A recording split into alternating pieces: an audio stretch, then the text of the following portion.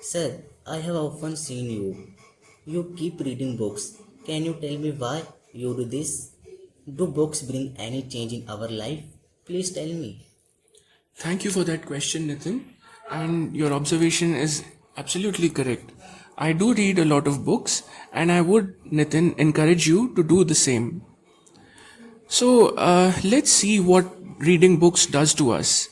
The first thing that when we read, we do is there is a small murmuration in our larynx. We read the patterns on the books and we convert them into a kind of vocal pattern.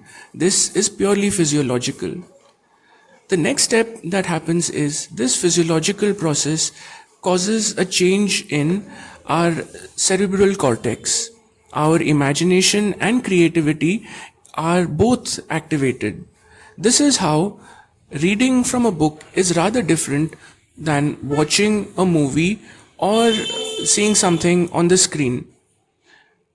What you read on the screen or what you watch on a YouTube video will certainly add to your knowledge. However, this physiological process of converting the symbols to a certain sound, to an imagination or creativity in your mind, is something that you will not get from watching videos. Therefore, I urge all my students to certainly watch YouTube videos to refine your knowledge. However, reading books is inescapable. You cannot develop a strong mind without having read a lot of books. Now, I will give you a short description of the two books that I am reading presently and I have found to be very useful. The first one is called Deep Work. This has been authored by Cal Newport, who is a PhD from the University of Toronto. Deep Work talks about focusing our attention to do difficult activities, and deep work, like we mentioned in our previous video, which is laser focused work in an extremely distracted kind of environment.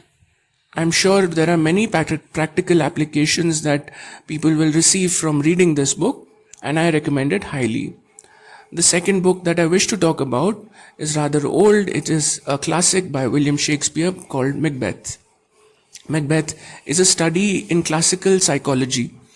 It shows us how a character, which is generally very naive and innocent at the beginning, can, due to his circumstances, change from being basically a good person to a person who is not a very good person.